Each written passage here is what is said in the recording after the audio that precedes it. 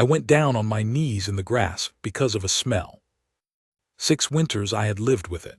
In my own hall, in the dead of the year, with the shutters barred and the fires banked, I would wake at some black hour with the taste of dust and a green sharpness in the back of my throat, and I had told myself it was grief doing what grief does. My steward had the chimneys swept twice. My physician bled me. A woman from the low country came and burned rue in the corners, and told me the dead sometimes stay in the stone. And then, in the 7th summer of my reign, and the worst drought the Chalkings had known in living memory, I rode up onto the high downs to break the upland folds, and my horse put her foot into a low gray plant and crushed it, and my hall came up out of the ground at me. I was off the mare before I had decided to be. On my knees, both hands flat in the dry turf, my head down like a man being sick. Time. Wild thyme and chalk dust, warm from the sun, and under it the faint mineral cold of the rock a hand's breadth down. 6 years. 6 years of that smell walking around my throne room at midnight, and it was a weed on a hillside 60 miles from my gate. "Are you ill?" a voice said above me. "Or are you praying? Either way you're stood in my flock's road, and they've been walking since dawn, and they've no patience left." I looked up. She had the sun behind her, so what I got first was the shape. A tall woman in a shepherd's coat too heavy for the weather, a crook in one hand, a battered felt hat, and a gray dog sat at her heels so still it might have been carved. Behind her the down went up and over, and the sheep came round the shoulder of the hill in a dirty cream tide, and the dust they raised hung in the air and turned gold. "I'm not ill," I said. "Then move." I moved. 50 men in my own hall would have gone to the wall rather than say that word to me, and a shepherd on a hilltop said it as though I were a stone in a doorway. The flock came past. Not fast, nothing on those downs moved fast that summer. The grass was burnt to wire, and every beast in the kingdom was walking slow to save itself. They went round me the way water goes round a post. The old gray bitch drifted out and back, and the woman never once whistled her. "That's a poor road for them," I said, when the dust had settled enough to speak. "You've no water this side." "I've a pond." "You've a hole with mud in it." She turned and looked at me properly for the first time, and I saw her face, brown as a saddle, a hard mouth, a white seam of an old scar through one eyebrow, and eyes that did their arithmetic on me in about 2 heartbeats. My boots. My mare. The 2 men waiting 100 paces off on the track, one of them holding my banner case, which was the only stupid thing in the whole party, and I had told Frey to leave it at Kettleborn. "You'd be the king," she said. "I would." "Right." She shifted the crook to her other hand. "Then you'd best come and look at my hole with mud in it." That was when Appel. That is the whole of her in the first 3 minutes, and nothing I learned afterward changed it, only made it heavier. I had come up onto the downs to do a cruel thing, and I had come myself rather than send a man, which I thought at the time was decency, and which I now understand was the last shred of my cowardice. I wanted to have looked at it. 3 years without proper rain. The dew-ponds on the high chalk were the whole reason there had ever been folds up there, and dew-ponds are shallow things, clay-lined, patient. They take the mist off a hill night after night and hold it. They do not survive 3 years of white sky. Below in the valley, we had the Sarn, and the Sarn was down to a chain of green pools with dead fish in them. My Reeves had drawn me a map with 14 upland folds marked on it, and my council had a plan, and the plan was to bring the uplands down into the valley, put the flocks on the river meadow commons, and let the high chalk go back to hare and thistle for a generation. A plan, 14 dots on a map, and every dot was a family that had been on its hill since before my house had a name. Pellow Fold was the 3rd dot from the top. We walked. She did not offer me a place at her side, and she did not fall behind me, and I found after a while that I was matching her stride, which was long and even and did not vary going up. Frey and the boy-comb led the horses behind us and said nothing, which was Frey's chief talent. "How many head?" I asked. 420, was 510 in the spring. You lost 90. I sold 60 because I could see what was coming, and I lost 30 because I couldn't see it fast enough. She said it the way you'd read out a tally. The 60 I sold cheap because everybody else could see it too. And the pond. Come and look. I came and looked. It was a saucer of gray clay the width of a great hall floor, cracked into plates like a bad glaze, and at the bottom of it, in the deepest part, there was a puddle the size of a dining board with the whole flock's footprint stamped round it. A trestle stood beside it with 2 buckets and a yoke, and a rut worn in the turf going away downhill, deep as a cart track. Where's the rut go? 2.5 miles down to the Sarn, she said, and 2.5 miles back up. Every day. Twice. I looked at the rut. Then I looked at her hands on the crook, and I could have wept, because I have seen the hands of men who row and men who quarry and men who have been at the oar of a war galley for a season, and hers were worse. How long? Since midsummer. It was the 7th week of the drought month, 51 days. By yourself? No, said Winnipel.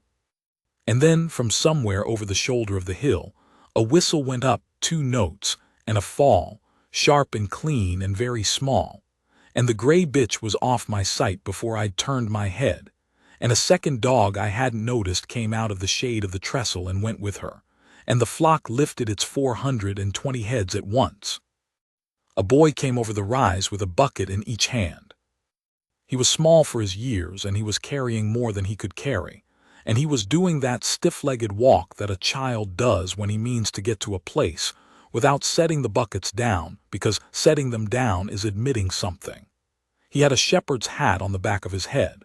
He had brown legs and a bad graze on one knee, and his shirt was somebody's cut down. And he had my wife's chin.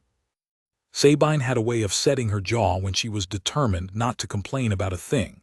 It made a small blunt square of her whole face, and I had watched her do it across 4 years of a marriage that had been an alliance and had become a friendship, and had never once become what the songs promise, and I had watched her do it for the last time on a bed in the North Tower with a fever eating her. Our son had been 7 weeks old. He had been asleep in the next room, and I had not fetched him because I did not want him to have that in his memory, which is the sort of thinking a man does when he still believes he will have years to arrange the memories. The boy came up the slope with the buckets and set them down at last by the trestle, hard, so the water jumped and straightened, and put his hands on his back like an old man, and blew his hair out of his eyes. Then he saw me. "Are you the one that's come about the water?" he said. I could not answer him. "He is," said Wenna. "Right," the boy considered me. 6 years old, and he considered me the way a foreman considers a new hire. "Are you any good at carrying?" "Tam," said Wenna. He stood there. "He's the king." The boy looked at me again, with mild interest and absolutely no change of position. "Is that a job?" "It is," I said. My voice came out level. I have never been prouder of anything in my life than of how level it came out. "It's mostly sitting." "Oh," he said, and lost interest entirely and picked up the buckets. I carried water that afternoon. I want to set that down plainly, because in the years since, men have made a story of it, and the story has me nobly stripping off my coat in a gesture of common feeling, and that is not what happened. What happened is that I could not trust my legs and I could not look at the child, and I needed something to do with my hands, so I picked up a yoke and went down the rut, and by the 3rd trip my shoulders were on fire, and by the 6th I had stopped being able to think, which was the entire point. Frey walked down with me on the 4th trip. Frey had been my father's man and had a face like a closed ledger. "Sire," he said. "I know." "The chin," he said. "And the ears. It's the ears more than the chin." "I know, Frey." "Do you want me to take him now?" "No." It came out of me too fast and too hard, and Frey, who had never in 20 years asked me a second question, asked me a second question. Why not? And I stood there in a dry rut on a hillside with 2 buckets of river water in my hands, and found I had no answer at all, except that I had buried a coffin the length of my forearm in the chapel at Ashcombe, and I had knelt at it every year on the day, and if I put my hand out now and took that boy I would have to find out what was in it. We came back up. Wenna was on the far side of the fold with her arm in a U to her elbow, doing something to a foot, and the boy was holding the U's head and talking to it steadily about nothing. I stood and watched my son hold a sheep. That is the part I could not have prepared for, not the face. I had half expected the world to torment me with a face. I had seen his likeness in market crowds for years the way all bereaved men do. It was the competence. He knew where to put his knee. He knew to keep his voice going. He had been taught 100 small things by somebody who took the teaching seriously, and every one of them was a stone in a wall that had been built without me. And I stood in the sun and looked at that wall and understood that whatever came next, I had missed it. All of it. Whatever I did now, I would be a man arriving late. They ate at dusk in the bothy, which was one room of chalk block and turf roof with a hearth at one end, and they fed us because there was no possible way not to, and because Wenna Pell would have fed the tax farmer if he'd stood in her door at supper. Barley, a little bacon, hard cheese, a spoonful of honey each for the strangers and none for themselves, which I noticed and said nothing about. Combe slept with the horses. Frey sat by the door like a dog. The boy went to his bed in the corner, and Wenna went with him, and I heard, over the fire's noise, the whole of a small liturgy.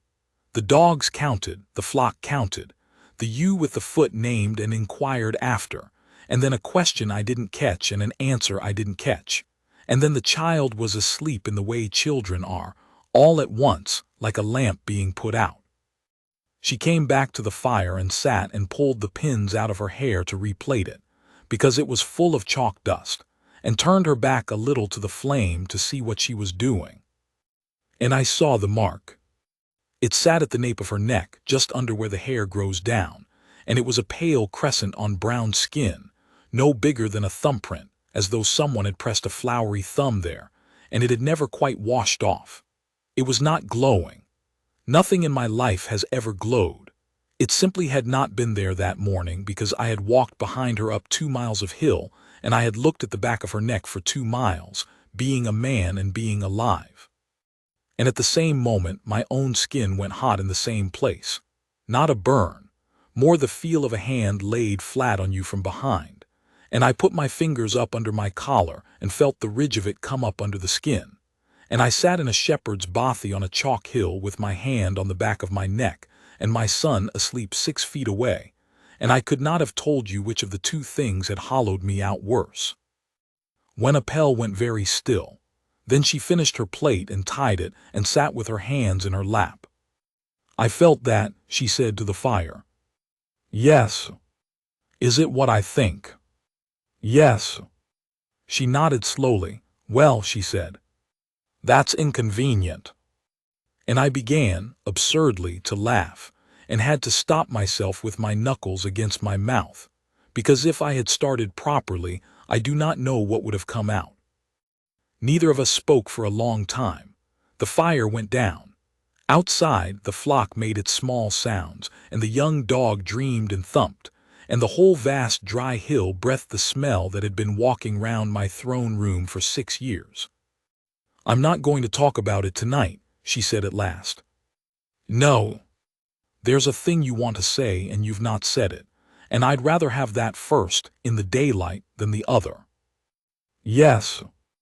Right. She got up and banked the fire. At the door of the sleeping corner she stopped with her back to me. Sire. Rune. Sire, said Wenna Pell, if you take him out of that bed in the dark I will put this crook through you, mark or no mark, and I'd want you to know that before you lay down. I know it, I said. Good, she said, good night. I lay on a shepherd's floor in my own kingdom, on my own chalk, 12 feet from my own son, and did not sleep an hour. I said it at dawn outside, with the sky the color of a knife and the boy still down. "That child is mine," I said. "He was born in the North Tower at Ashcombe on the 11th day of the Wolf month. He was called Ivan. He was carried out of the hall the night it burned, and I buried what I was given, and I have knelt at it every year since. And I want you to tell me how he comes to be on this hill." Wenapel listened to all of it without moving. Then she said, "I know." I had braced for a great many answers, and not for that one. "You know." "I've known 5 years and 8 months. She looked out at the flock, doing her arithmetic on them from habit. "There's a burn on his shoulder blade the size of a coin. He came to me with it. I've known what he was since the 2nd week." Then in the name of every god on the chalk. "I took him to your gate," said Wena. The wind came over the hill and went through the burnt grass, and made a sound like paper. "Say that again." "I took him to your gate." She said it flatly, the way she'd said 420. "He was 5 months old. It was the wet end of the spring, and I carried him down in a shawl, and I walked in at Ashcombe with the market crowd, and I stood in the petitioner's line at the low gate for a day and a half. And when I got to the front, I told the man on the roll that I had a foundling off the downs that I believed to be the king's son, and I told him about the burn, and I told him about the woman who died in my fold and what she had sewn in her hem." "What did she have sewn in her hem?" "A strip of blue silk with 3 white birds on it," said Wena, "which meant nothing to me then, and I know now is your wife's device." I had to walk away from her. I went 10 paces and stood and looked at nothing and came back. "Who was on the roll?" "He didn't give his name. He had a burnt hand." She held up her own right hand and turned it. "This one, all across the back and up into the sleeve and healing badly, and I remember it because he wrote my name with it and it hurt him to write. He wrote it down, W. Pell of Pello, a foundling. I watched him write it. And then he read it back to me, and he said the king's son was dead and buried, and that there'd been 9 women that season come to the gate with an infant and a story, and he said the king had grief enough without the downs adding to it." She stopped.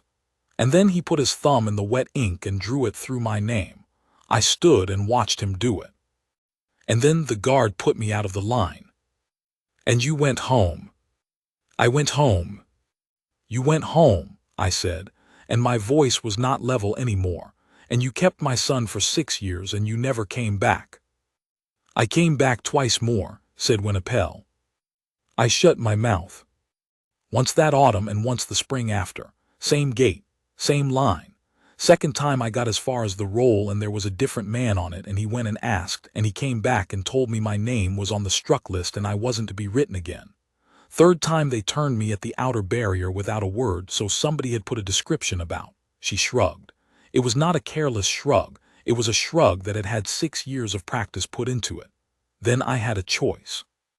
I could go on walking down that hill twice a year with a child on my back to be laughed at, and that child would grow up watching his mother be laughed at, and one day he'd be old enough to understand what it was she was saying about him at that gate, and he'd have to carry it. Or I could stop and raise him and tell him the truth myself and wait. "Wait for what?" "For you to come up the hill," she said. And she looked at me, and there was nothing in her face I could argue with. It was not accusation. It would have been so much easier if it had been accusation. "He knows," I said. "You said you told him the truth." "Every year, on the day I found him, I tell him the whole of it, from the woman in the fold to the gate to the ink. When he was small it was a story with a wolf in it, and as he's got older it's got less wolf and more ink. A very small twist at the corner of her mouth. He's not much impressed. Last year he asked whether kings have dogs. I said probably. He said, good ones." "Wena." "He knows he's yours," she said. "He's always known. It's the only way I could think of that didn't make it a wound. If a thing's told you every year from before you can remember, it's just a fact about you, like a birthmark. It's the finding out at 12 that ruins a person." I sat down on the trestle by the empty pond, which is not a thing kings do, and put my hands over my face. "There's a coffin in my chapel," I said from inside them. "I've thought about that. I have knelt at it. I know.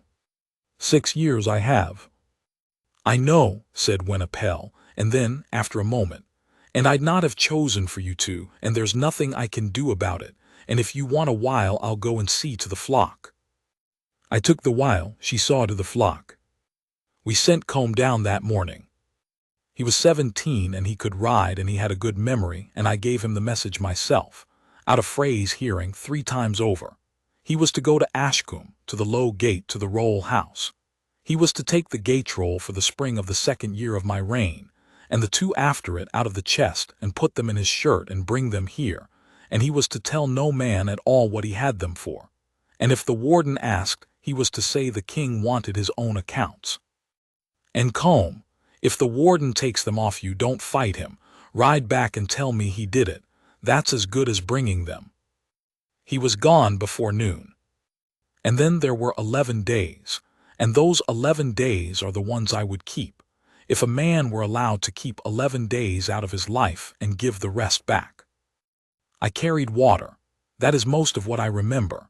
Down the rut with the empty buckets and up with the full, 6 trips before the sun got high and 6 after it started down, and Frey, 61 years old, who had not lifted anything heavier than a seal in 2 decades, carried water beside me and never said one word about it.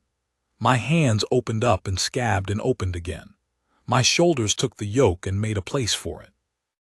I ate barley twice a day and slept on a chalk floor and got up in the dark, and about the 4th day something in me stopped shouting.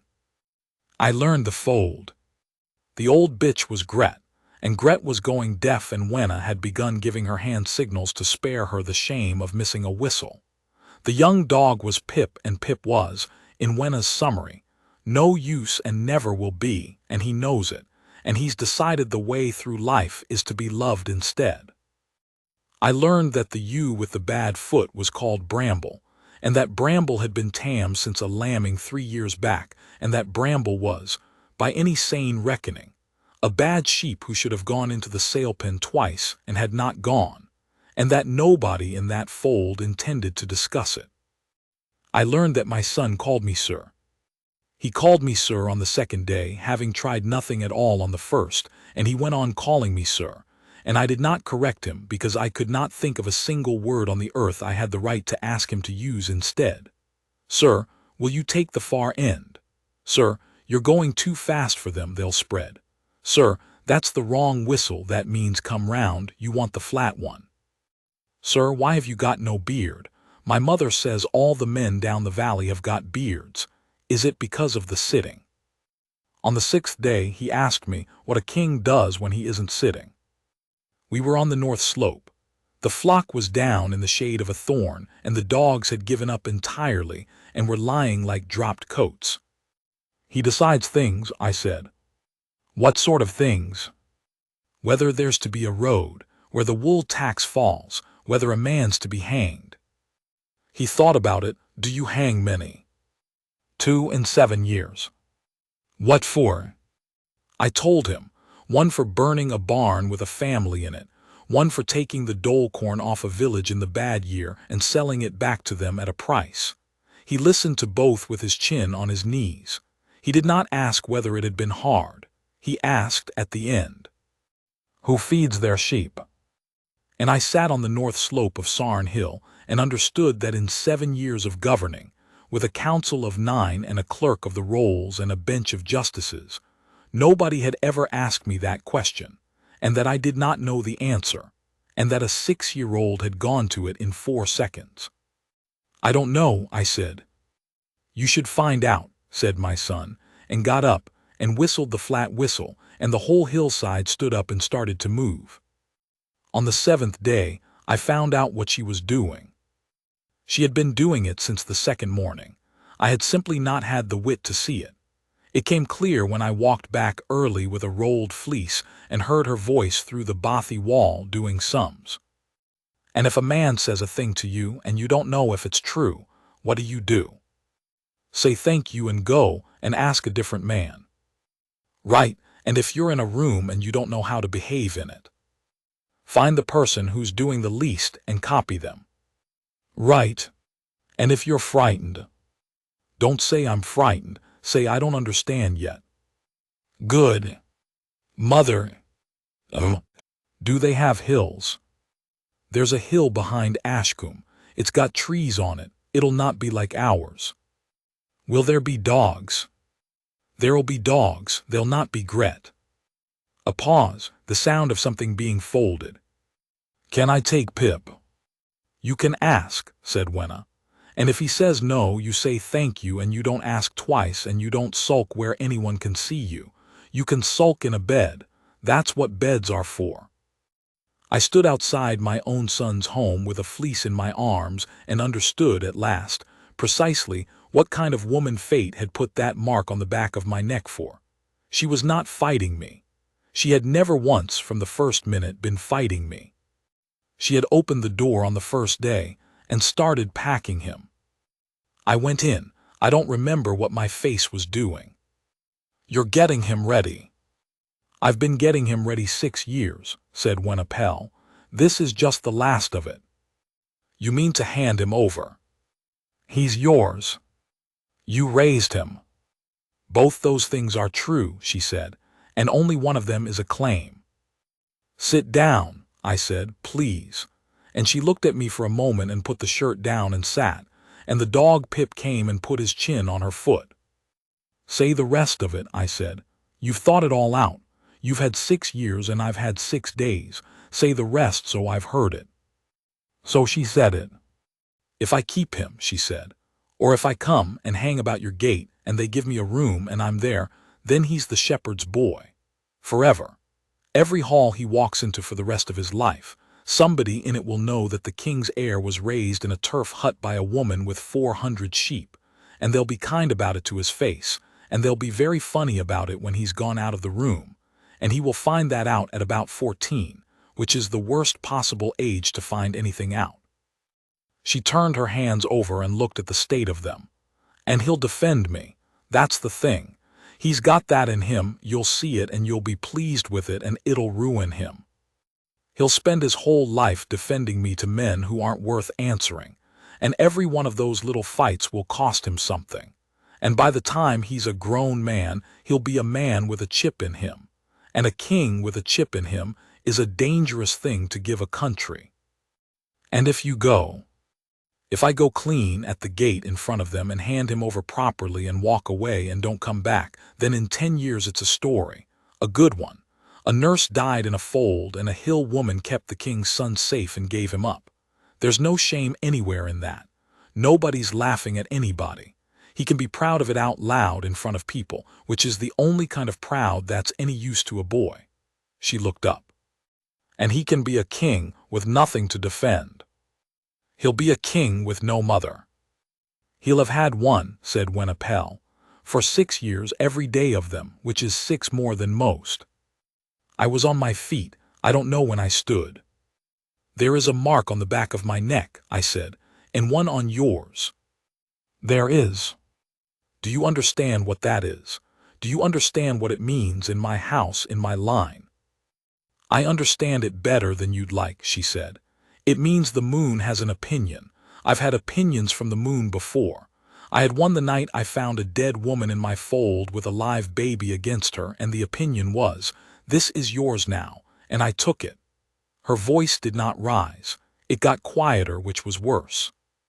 And now the moon's got another opinion, and its opinion is that I should have the boy and the father and the crown and the whole of it. And I want you to hear me say this once, because I'll not say it twice and I'll not be arguing about it at the gate. That mark is not an argument. It's a fact about my body. It doesn't know what's good for him. It doesn't know a single thing about what a court does to a woman with a hill accent or what it does to her son. I'll not put a child's whole life under a birthmark. I said, and I am setting this down as I said it, because I have thought about it for a long time since, and I have not found a better version. Then what am I to do? You're to take him, she said, and be good to him and let him keep the dog if you can bear it. And you? Wenapel picked the shirt back up and went on folding it. "I've 420 head," she said, "and a pond with mud in it." Combe came back on the 9th day with the gay trolls in his shirt, and Rhodri Cheverel riding 4 hours behind him. He came with an escort of 6 and his own banner, which I had not given him leave to carry, and he came up the last of the hill on foot leading his horse, because he was not a fool, and he arrived in the fold with his hat off and his burnt hand behind his back where he had carried it for 6 years. I want to be fair to him. It is important to me to be fair to him, because the unfair version is easier, and I have watched too many men take the easy version of an enemy and get soft on it. Rhodri Cheverel went into the fire, that is true. On the night the hall burned he went in through the buttery passage twice, and the second time he brought out 2 of my wife's women, and he came out the last time with his sleeve alight and the skin of his hand gone, and nobody in Ashcombe, myself least of all, ever afterwards looked at that hand without a debt in the look. He was married to my cousin Alice. Their son was, in the absence of mine, the next name on the line. And when a woman came to his gate in the spring with a foundling and a burn on its shoulder and a strip of blue silk, he did not have to plot anything or hire anyone or lift a knife. He only had to be tired and dutiful and put his thumb in the ink. I have decided over the years that this is the commonest shape of evil in a well-run kingdom. It is not a plot. It is a man being given something he never asked for and not handing it back. "Sire," he said. "Warden." The lad rode off with the spring rolls out of the chest and no requisition. "I sent him. I'd have brought them myself, sire, had you." "I know you would," I said. "Come and sit." We sat on the trestle by the dry pond, and I had the rolls on my knee, and Wenapel stood 20 feet off with the crook in her hand and did not come nearer and did not go away, and Frey stood at my shoulder, and the boy had been sent up the hill with the dogs and did not see any of it, which I had arranged and which I would arrange again. I found it in the 3rd roll, 4 leaves in. The hand was bad, dragged, the letters wide, a man writing with a hand that had been rebuilt. W. Pell of Pello, a foundling, and through it a smear the width of a thumb, gone brown with 6 years. I turned the roll round and held it out. "Whose thumb?" I said. He looked at it a long time. To his credit, and it is the only credit in the whole business, and I give it to him, he did not try more than one lie. There were a great many that season, sire. 9, 10 women with tails. After a fire the whole country comes with tails, they cannot help it, they think it's a kindness. "Whose thumb, Rhodri?" The wind went across the burnt grass. "Mine," he said. "Did you look at the child?" "No. Not once." "No, sire. You wrote her name and you struck it out, and you did not look in the shawl." "No, sire." "Why?" And here he did a thing I did not expect, which was that he told me the truth. "Because I'd have had to look," he said. "That's all it was. If I'd looked I'd have had to know, and I was," his hand moved a little behind his back, "I was not well that spring, sire. I was not sleeping, and I thought if I don't look it isn't a thing I've done." "And afterwards?" "Afterwards," said Rhodri Cheverel, "I'd already done it." I sat with the roll in my hands for a while. Down the hill, 420 sheep moved slowly across the face of the down like a cloud's shadow, and a boy's whistle came thin on the wind, 2 notes and a fall. "Go back to Ashcombe," I said. "You'll not be arrested. You'll not be tried. You'll go home and you'll sit in your own house and you'll wait, and in a while I'll send you word, and I'd like you to spend the waiting thinking about what you'd have wanted done if it had been your Corin in that shawl."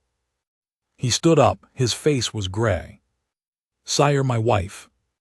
"Your wife has done nothing," I said, "and I will say so and I will keep saying so, and she'll not lose a stone of her house by you. Go on." He went. I watched him ride down, and I did not feel one thing about it in either direction, which surprised me at the time and does not surprise me now. When it came over, and looked at the smeared line on the roll for a long moment. "That's my name," she said. "It is." "6 years," she said. "I've had a thing in my head about the man that did that. He was about 9 feet tall and he laughed." She handed the roll back. "He was frightened. He was just a frightened man with a sore hand." "Does that make it worse or better?" "Worse," said Winnipel. "Anybody can be frightened." We went down on the 12th day. She would not let me send a litter. She would not let me send a cart. 420 head came off Sarn Hill and went down the Drove Road to the valley in 3 days at a walk, because the flock was going down anyway. The whole point, the thing I had come up to decide, had decided itself the moment I put a yoke on my shoulders. And Winnipel was not going to walk to Ashcombe with her hands empty when the sheep needed moving. I have led an army down that road. I would rather do it again than do those 3 days. He was so happy. That is what nobody tells you.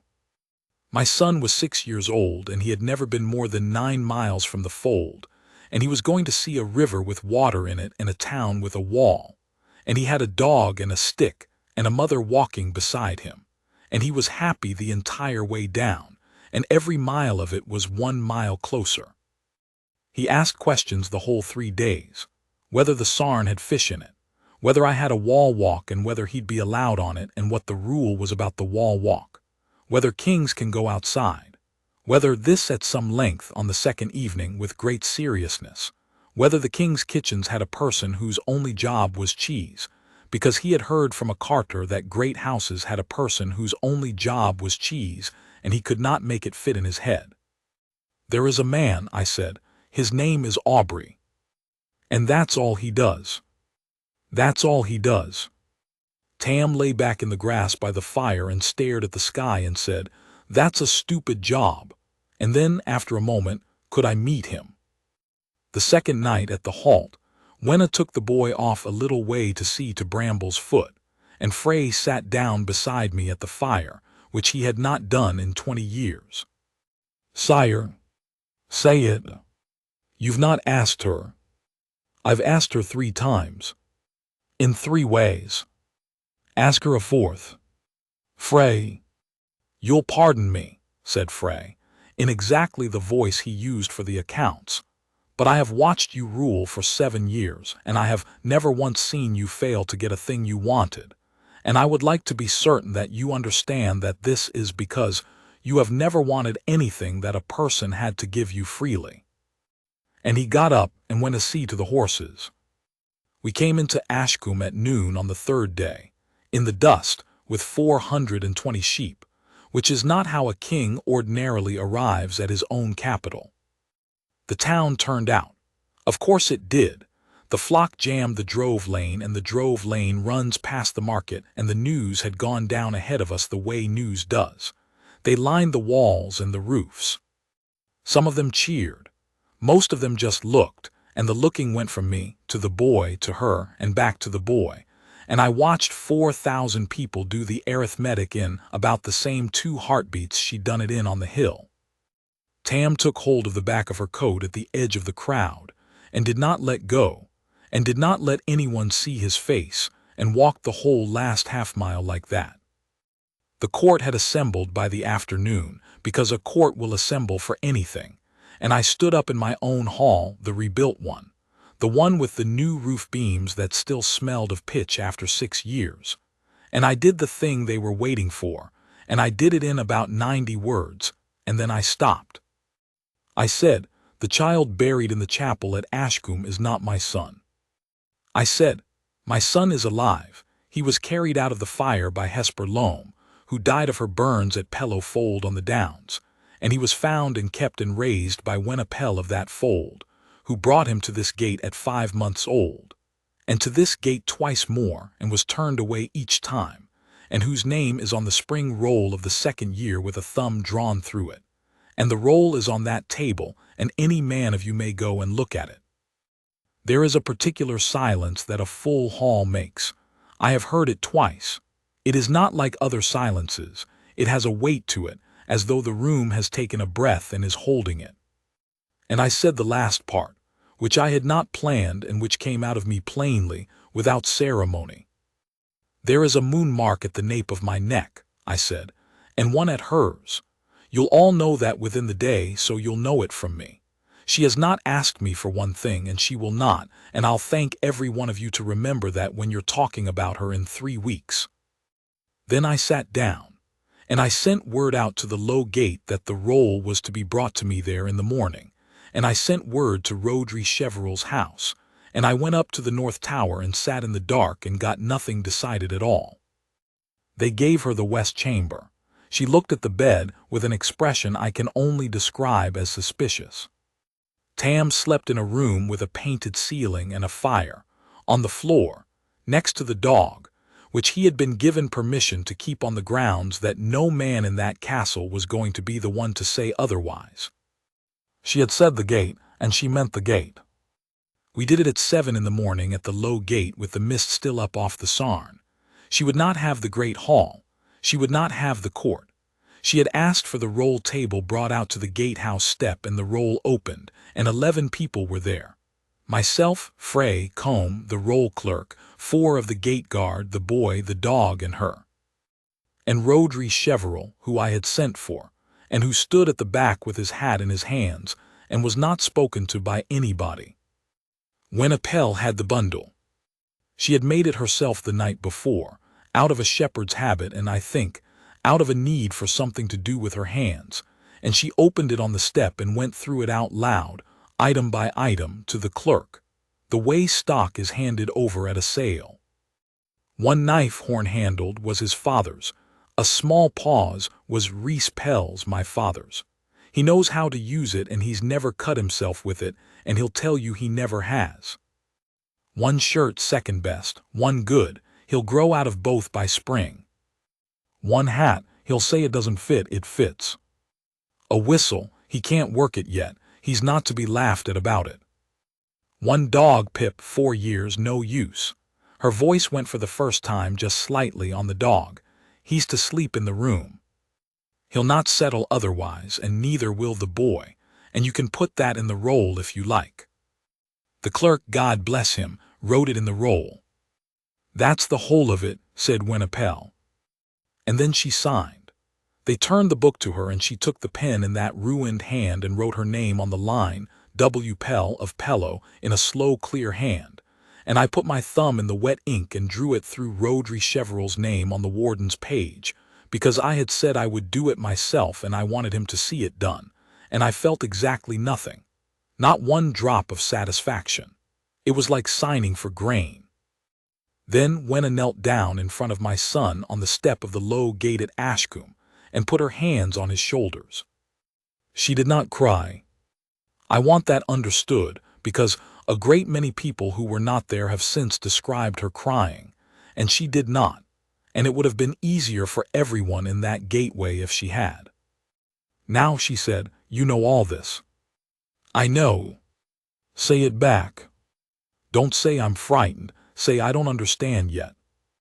And find the person doing the least and copy them. And the last one. Be good to people who can't do anything for me, said Tam, because that's the only way anybody finds out what I'm actually like. That's it, said Gwenapel.